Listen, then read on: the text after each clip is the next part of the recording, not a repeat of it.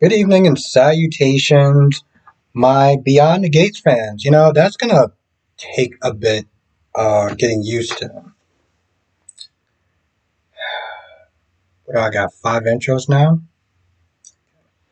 So, you know, before I get started, I just want to sit there and just, watching the show, there's a bit of an awe factor.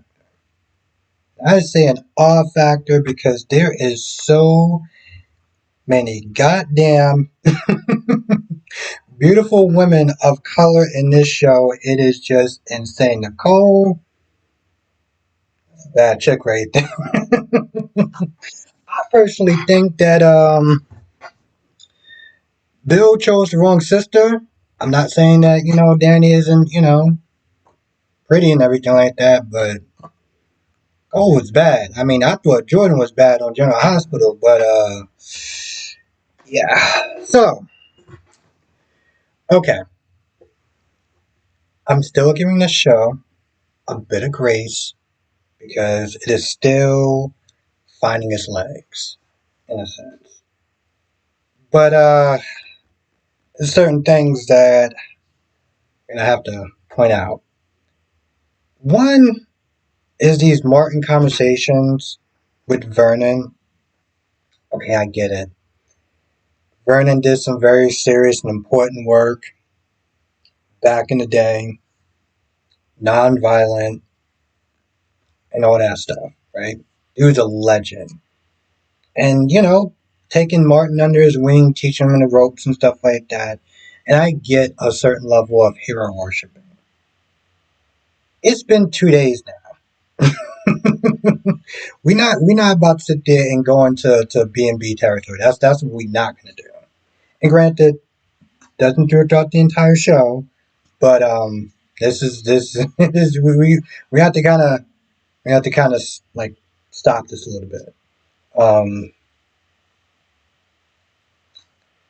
Now after that scene, he does go home and he meets his husband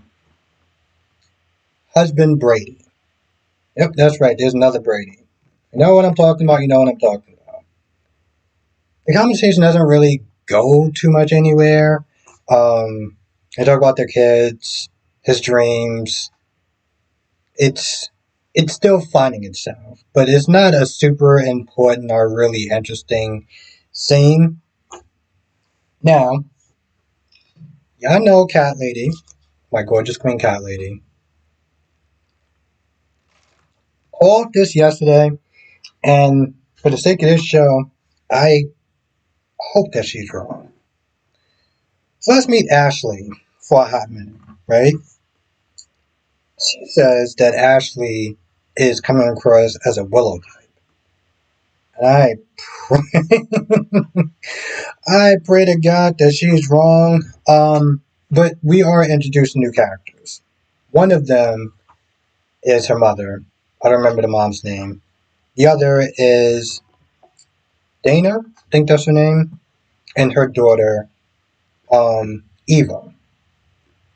Eva Dana was looking real hard at Nicole's husband. Now, at some point, they want to gang back, and they're talking about this scheme, this plot, or whatever, right? And she's like, I just want to make sure that you're okay, and I'm not putting you in an uncomfortable situation. And then, Eva's not there saying like, "Oh, you've been wronged or whatever so much." Like I'm in it. Like I'm committed to this. Committed to what? I have no idea. But DC does the thing and say that he wanted a cliffhanger, so there he goes.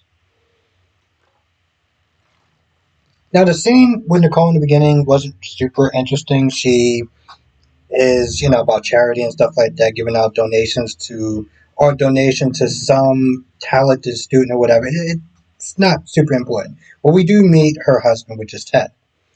Um, he's giving me a vibe of another actor. What is this guy's name, too? I can't think of him. All I know is he was on a movie called Soul Food, and He was on ER. If I get a chance to do the live stream tonight, I think I'll probably come up with it. Anyway, it doesn't really go too much of anywhere until Haley. Here's the thing about Haley at this point. Um, in some ways, I feel like she's kind of disappointing me day by day, and I know that this is the second day. This chick comes over, right? She comes over in Nicole's place. She's like, oh, she comes over with some cookies and stuff like that. She's like, come on, like, can we find a way to sit there and make peace? Now, she does sit there and pull out a somewhat semi-veiled threat when she's like, your sister hit me in public in front of a bunch of witnesses. You get the drift. But she's like, can you help me find a way to assimilate, into the community and stuff like that, and just I'm here, we're here, it is what it is, your family used to love me and stuff like that. I'm like, yeah, before you stole her sister's husband. Like, before you essentially showed your true colors. Like, part of me is just like, you can't be this stupid. Like, you cannot be this naive. And that's the word that we're going to sit there and use, and hopefully tonight, is the word naive.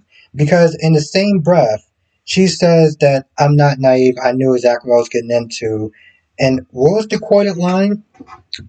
I fell in love with an inconvenient man. Oh, like, 3 seconds ago, you just said that you're not naive. So, like, which one is it? You know, a bit of jewels of wisdom that DC dropped me one day was that, when you are dating someone, right, sometimes it's kind of a good idea to sit there and look how they treated their last partner, right? No red flags. Now, at some point, she leaves. She goes. She's talking to Bill or whatever throughout the day, and she goes and sees him. And of course, she plays the whole victim and everything like that. And she's talking about this wedding that pretty much no one is going to go to unless they work at the firm. And she's like, "Your family turned away from you." I'm like, "Bro, if his own family, first of all, you gotta sit there and think about how he treated his last wife. Then you gotta sit there and think about the fact that his own goddamn family wants nothing to do with this man. Really? Really? Nothing? Now, he's pissed off, and at first he's going to think about calling the cops. But, she's like, maybe we should just elope or whatever and, just live somewhere else. But, Bill wants to sit there and make her dreams come true, so he goes to Vernon's place. And he's like, listen, I need you to persuade your family and the community to sit there and, come to our wedding. You want to tell me why he would want to do that? I mean, he wants to sit there and slam the door in your face, to be honest. So I don't understand why he would actually do that. But he does sit there and allude to favors. Favors. On the show Lucifer, he talked about granting favors and favors for favors too. This is what this guy's supposed to be. The devil incarnate. Now, the reason why that's important, because when he talks to his wife Anita, he does sit there and talk about his encounter, and he mentions favors, right? And he talks about how we got to sit there and protect Martin. I don't know what from, but that's the game plan. Now, Anita also went to go sit there and see her daughter, Dana. Dana's sitting there looking at these weather photos and everything like that. And she's like, I'm sitting out there trying to remember the good times. I mean, she is really going through it, right? And she tries to give her some words of encouragement, and it just goes in one ear and out the other because Danny's pretty much like, yeah, I want to sit there and try to find a way to make those two pay. I'm like, so you just didn't listen to Mom Dukes at all about trying the process of moving on. Now, on some level, again, this is a very rare thing for me. It's not necessarily that simple. See, the thing is, this was a 6 month gap, right? And as painful as it was, you gotta sit there and think. I just want to remind people that she was married to this guy when she was 19. What is she, like in her 50s or something like that? Like, that's a long time ingrained in that. Like, that's some serious therapy to sit there and start to try to get over that.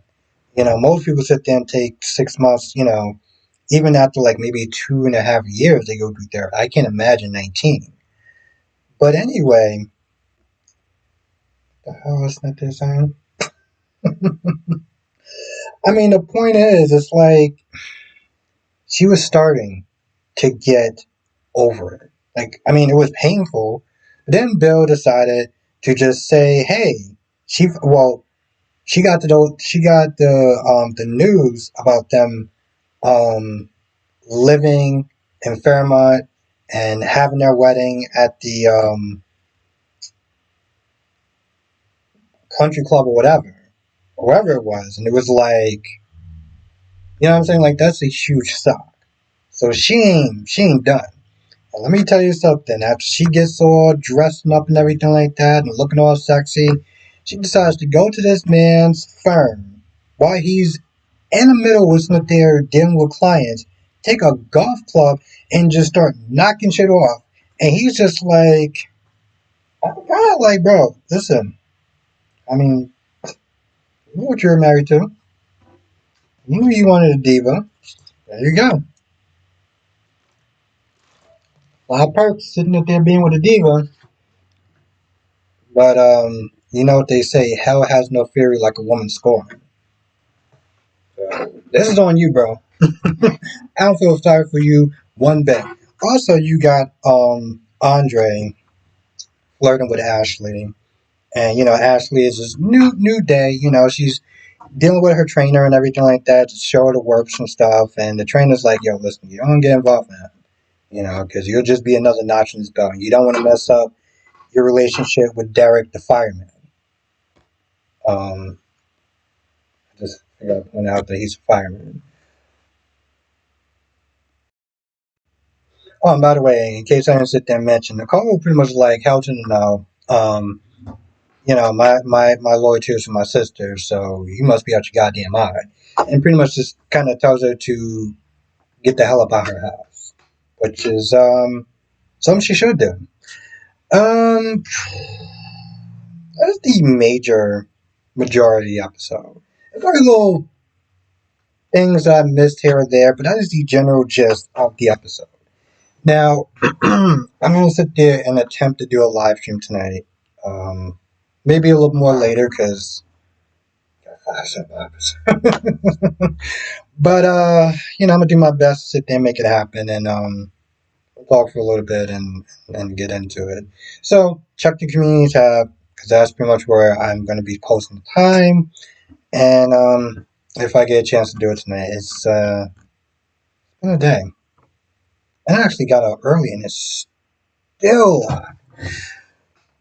but I love it. Anyway, with that being said, I'm gonna go and share this video. Listen, I want this show to get a huge amount of support for so many reasons besides the obvious one. I want this show to get a lot of support, but I'm gonna be tough on it. Okay, so I'm like, no character is spared the rod. There's no show that is spared the rod. Trust me. Anyway, with that being said, I'm gonna go. I'll see you in the next video.